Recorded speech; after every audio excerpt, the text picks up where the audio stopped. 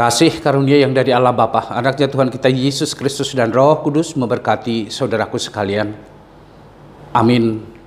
Salam sejahtera dan selamat pagi kepada saudara-saudaraku dimanapun saudaraku berada sekarang. Kiranya Tuhan juga memberikan sukacita penuh kepada saudaraku di akhir pekan ini.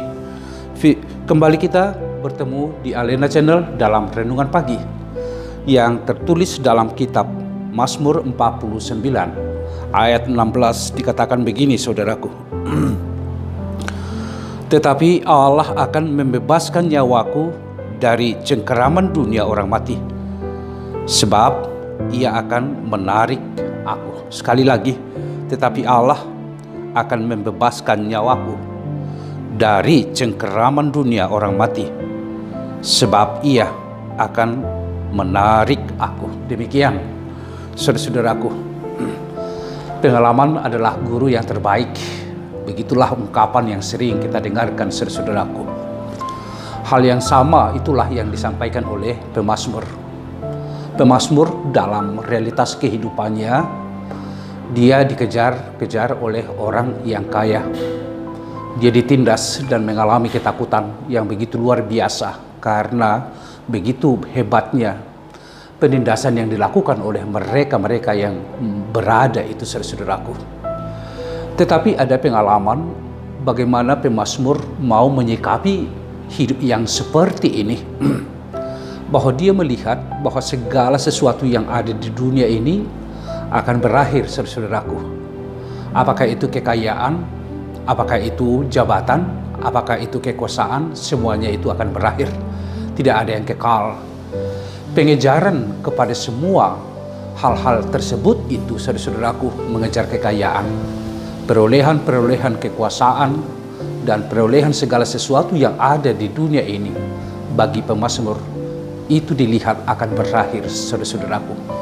Sehingga bagi semua orang yang mengejar itu, dia akan mengalami kebahagiaan yang sia-sia dan akan berakhir di dalam kuburan dan ditelan oleh kematian yang begitu sangat mengerikan saudara-saudaraku. Oleh karena itu pemazmur menyampaikan satu keyakinan iman bagaimana saya menyikapi keadaan ini. Yang pertama, dia mengatakan bahwa saya tidak akan takut terhadap orang-orang yang memiliki kekayaan yang menakuti saya. Saya tidak akan pernah takut karena mereka akan berakhir. Tetapi biarlah saya mengembangkan hidup takut kepada Tuhan, karena sesungguhnya di sanalah saya akan memperoleh kehidupan. Dan itulah yang dikatakan Allah akan membebaskan nyawaku dari cengkeraman dunia orang mati.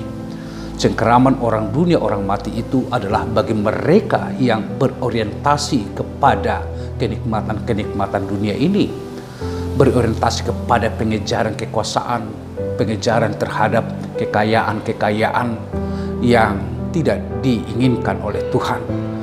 Namun saudaraku, bagi dia, aku akan dibebaskan oleh Tuhan menghadapi segala sesuatu yang ada. Karena kebahagiaan yang sia-sia itu akan berakhir di dalam kematian. Tetapi sesungguhnya persekutuan saya dengan Tuhan, kedekatan dan intimitas saya kepada Tuhan itu akan kekal selama-lamanya. Disitulah dia mengatakan bahwa Allah akan membebaskan nyawaku saudaraku. Sehingga tidak perlu takut. Karena di setiap keadaan dan peristiwa Tuhan selalu hadir memberikan pertolongan kepada orang-orang yang bertekun kepadanya, orang yang percaya kepadanya.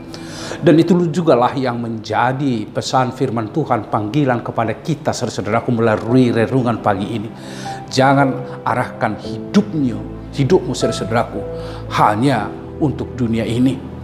Kita tidak salah memiliki kekayaan, kita tidak salah memiliki kekuasaan dan segala sesuatunya. Tetapi biarlah itu semuanya kita perankan di dalam takut akan Tuhan. Jangan menindas orang-orang yang miskin, jangan menindas orang-orang bawahan, tetapi biarlah berlaku adil di dalam takut akan Tuhan, berlaku benar kepada mereka, mengasihi kehidupan kita. Saya akan mengelola kekayaan saya dan melihat kekayaan yang saya miliki ini saudaraku. Tuhan memberikan itu kepada saya karena saya Tuhan pakai untuk membagikan kekayaan saya untuk peduli terhadap orang lain. Ada harta orang miskin di dalam kekayaanmu yang harus kamu bagikan kepada mereka. Itulah bagaimana kita mengelola kekayaan itu. Sehingga apa yang dikatakan panggilan kita diberkati sekaligus memberkati orang lain. Tuhan peduli kepada kita melalui pemberian-pemberian dari sorga di dalam kehidupan ini. Dan pemberian Tuhan itu jugalah yang kita bagikan, kita share kepada sesama kita. Sehingga tanda kepedulian itu selalu bertumbuh dan bertumbuh. Dan perintah Tuhan itu selalu kita perankan melalui apa yang kita miliki itu, saudara-saudaraku. Itu yang pertama. Jangan menjadi egois. Jangan hanya mementingkan diri sendiri, saudara-saudaraku. Tetapi berlaku di dalam kepedulianlah dan benar terhadap sesama, saudara-saudaraku. Yang kedua, saudara-saudaraku, kebahagiaan tentu kita menginginkan itu terjadi di dalam kehidupan kita. Tetapi kebahagiaan yang kekal, kebahagiaan yang abadi, sesungguhnya itulah yang menjadi impian kita. Boleh saja kita memiliki kebahagiaan yang semu hari ini, kita memperoleh sesuatu dan itu membuat kita bahagia. Tetapi mungkin saja besok itu akan hilang. Sehingga kita hidup di dalam penderitaan dan sungut-sungut. Hari ini kita boleh memiliki atau duduk dalam sebuah jabatan tertentu, kekuasaan yang tertentu. Tetapi ingat, 2-3 tahun itu juga akan berakhir. Setelah itu bagaimana, saudara-saudaraku? Hari ini bahagia, besok saudara akan menangis. Kalau dunia ini, orientasi kita hanya kepada kenikmatan dunia ini. Sehingga marilah kita mengejarkan kebahagiaan yang sesungguhnya di dalam Tuhan. Sekalipun kebahagiaan yang sesungguhnya itu kita katakan kita akan mengalami pergumulan, kita akan mengalami penderitaan, saudaraku. Tetapi ingatlah, ketika kita ada bersama dan di tengah-tengah perlindungan Tuhan, itulah yang membuat kita bahagia.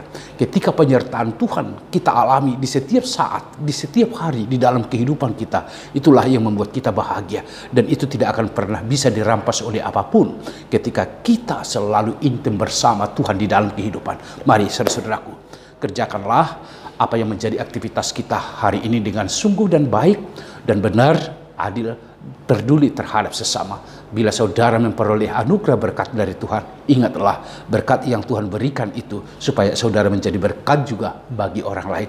Tuhan memberkatimu, saudaraku. Amin. Terima kasih ya Allah Bapa di dalam surga yang telah memberikan kami firman kehidupan.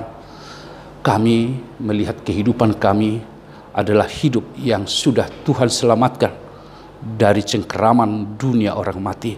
Di dalam Kristus kami memperoleh hidup. Biarlah persekutuan kami dengan Dikau setiap saat intim, dan biarlah penyertaan-Mu ada selalu di dalam kehidupan kami.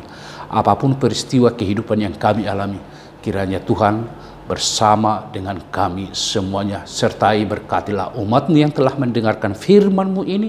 Kiranya mereka memperoleh bahagia yang sesungguhnya, bahagia yang sempurna dari Tuhan. Dalam Yesus Kristus kami berdoa mengucap syukur. Amin. Anugerah dari Tuhan kita Yesus Kristus, kasih setia dari Allah Bapa, persekutuan Roh Kudus memberkati saudaraku sekalian. Amin. Mari saudara-saudaraku, kejarlah kebahagiaan bersama di dalam Tuhan. Tuhan memberkatimu.